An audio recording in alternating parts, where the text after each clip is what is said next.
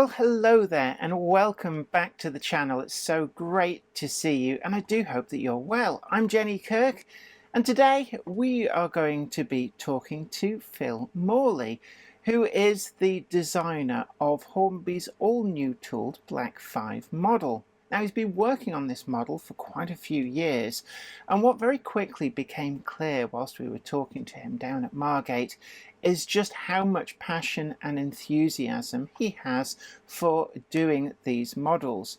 He puts his all into them, and certainly the end product is truly amazing. And that very quickly became apparent whilst I did the build series trying to assemble one of these models just to see what it would take. Now, thankfully, Hornby very kindly let Phil Morley sit in with us, and so he was there to advise at all stages of the build.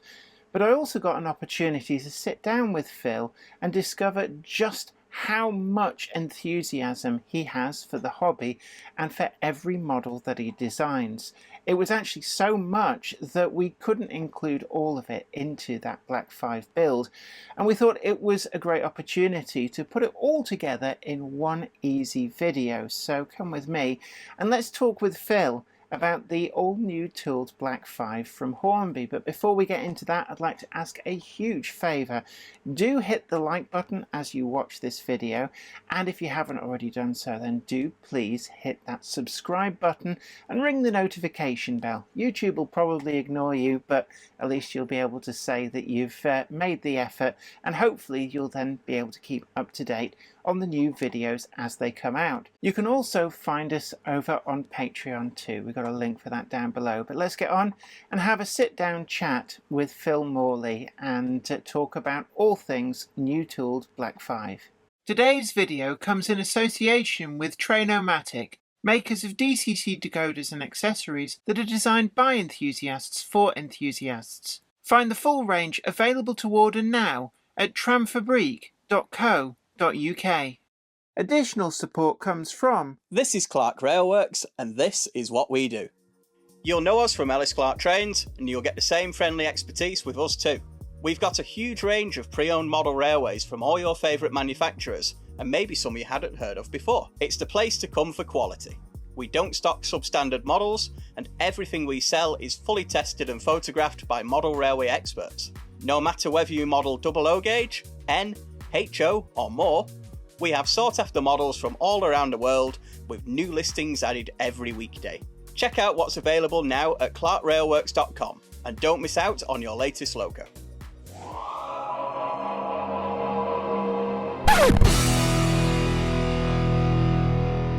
So I'm lucky enough to be here with Phil Morley, who's actually the designer of this model, the Hornby Black 5, that I'm going to be attempting to put together. So Phil, thanks very much for sitting with us and just talking us through this. So you are the designer who took this from the beginning of project through to the reality. How do you even go about starting designing something like this in a way that a factory can assemble it? Well, first of all, there's a lot of research. Travelled all up and down the country, finding Black 5s to actually photograph and measure, big measuring stick, and as well as tape measures and that sort of stuff. And plus, we're lucky enough to have one next door from us here. Oh, in the right. one-to-one collection. So if there was anything I missed, I could always that is incredibly useful and jump on top. But once you got that information, and then you get any drawings, any stuff like that, you can get a hold of because you contact the different railways as well as the National Railway Museum and places like that to gather as much information as you can. So the drawings, along with any photographs that we take, that is all then accumulated, and then I have to try and get it in some kind of order of semblance inside my head before I start.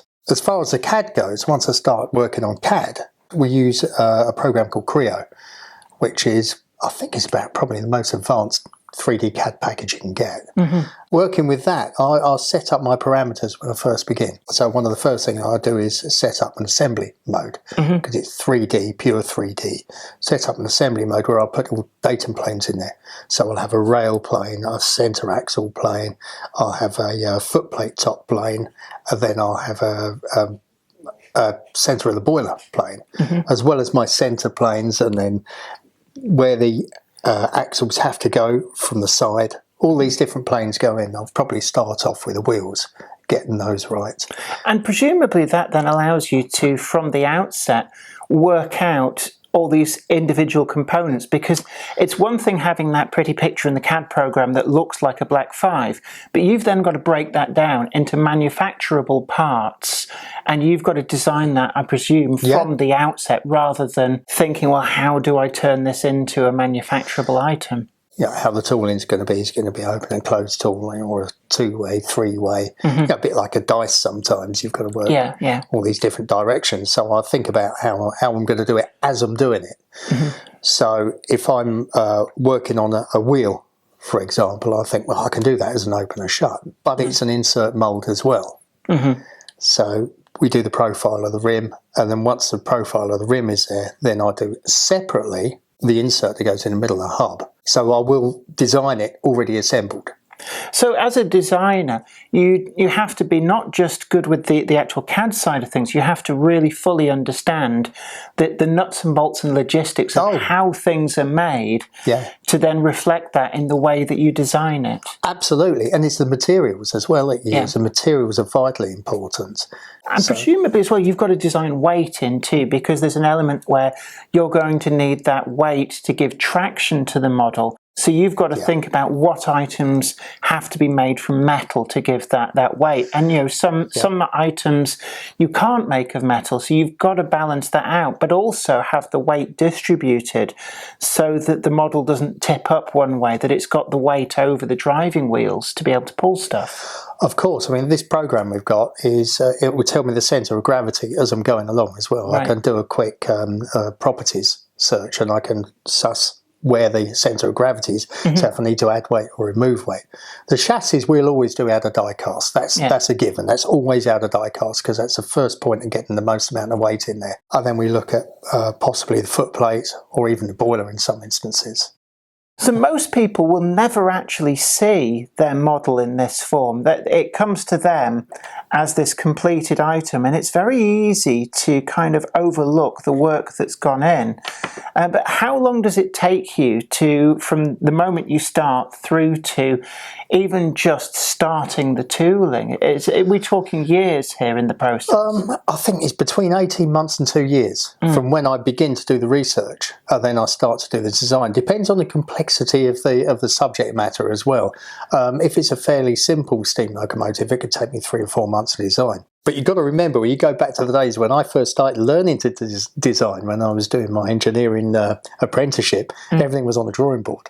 And back here at that time, I didn't work here, by the way, back then, but back here at the time, it used to take 12 designers 12 months to design one basic locomotive. And now it can take one designer 3 months to 4 months to design one locomotive. So it's speeded up the process, but at the same time, the models have got far more complex. You know, when they were designing things on a drawing board with the slide rule, models were much more simplistic. Essentially, you had a one-piece body on a fairly simple chassis, and the motor in one would be exactly the same motor across the entire range. So we've moved on an awful lot from that, and each one of these models is effectively bespoke, even down to, for example, I've been told, whilst the motor might outwardly look quite similar to ones in other models, it's actually tuned to the model to get best performance in terms of number of windings, the layout of the magnets inside it, so that you actually get the best for the particular model it's gone into. And that's the kind of in-depth work that goes into each specific model. Oh, it is crazy sometimes when I think back from the outside and I look at how much goes into them. It's surprising. Notice the worm is on there already. That's balanced and good to go. Yeah, because that's quite tricky. You need a proper gear pusher to get that on the shaft. It's quite difficult to get them on properly. Whilst it may look the same as the motor that's in perhaps some other models, it won't have exactly the same torque curve as those would.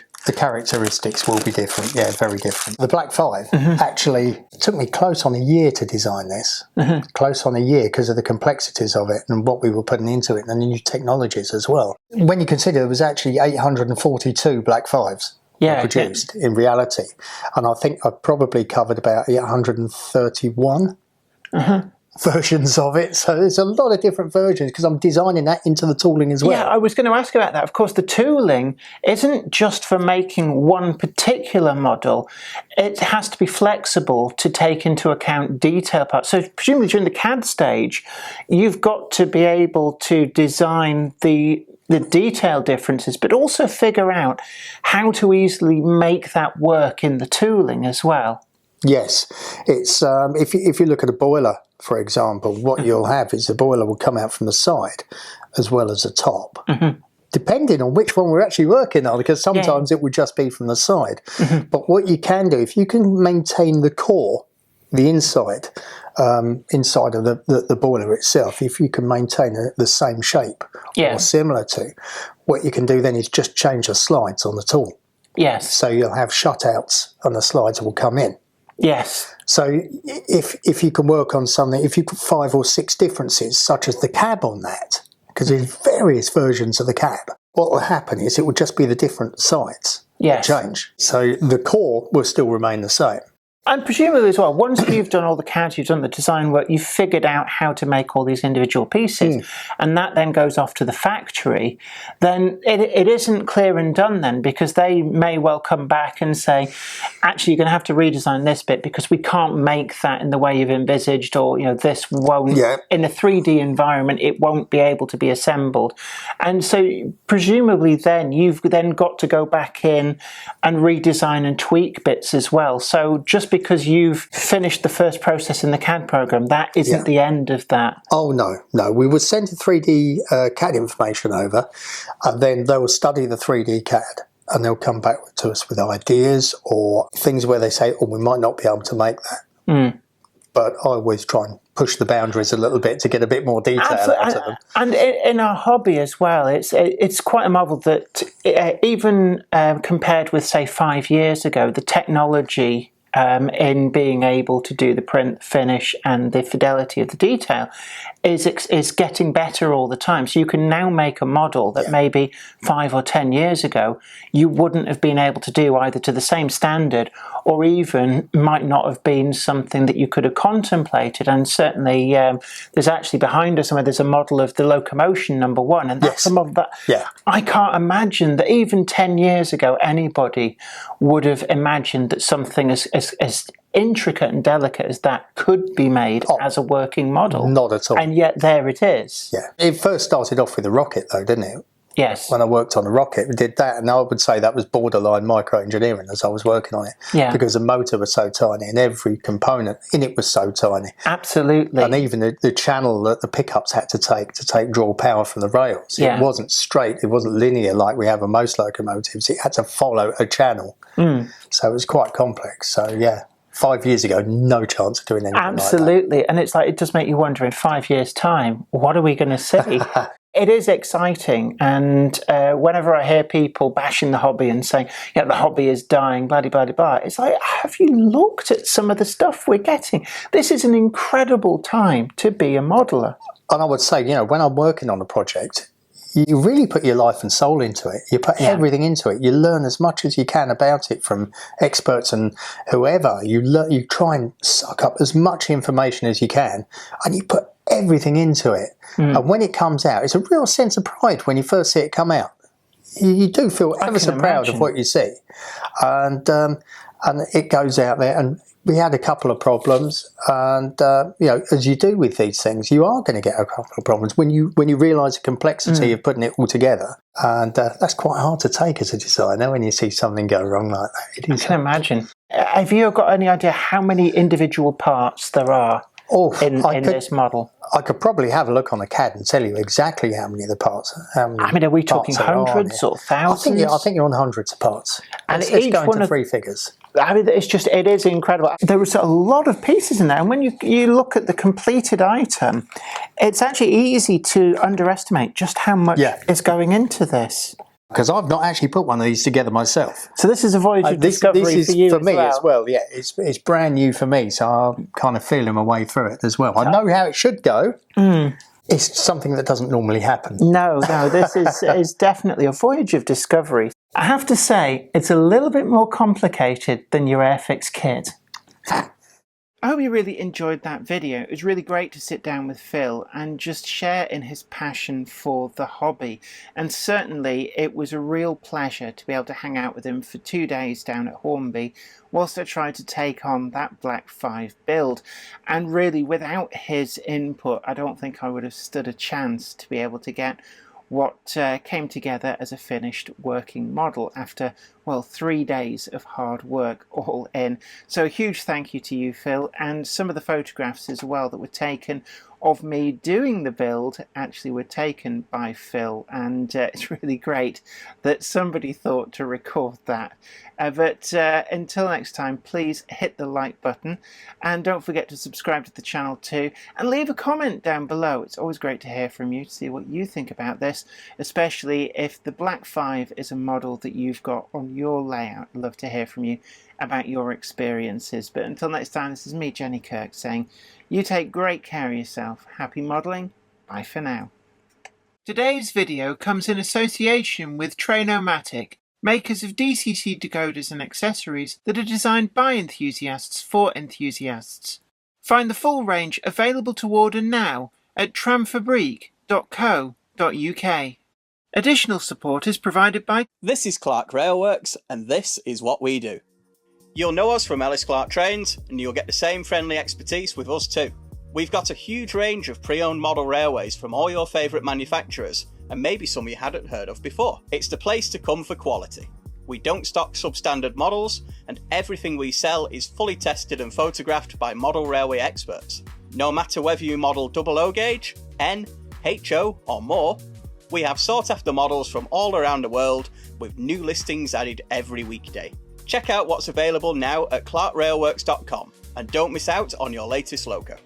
I'd like to thank everybody over on Patreon, and an extra special huge thanks goes out to our Patreon heroes. Without you guys over on Patreon, we really wouldn't be able to keep making the video content that you see on this channel. And don't forget that you can also head on over to patreon.com/Jennifer Kirk and check out the different tiers of rewards. Thank you so much. You are absolute legends.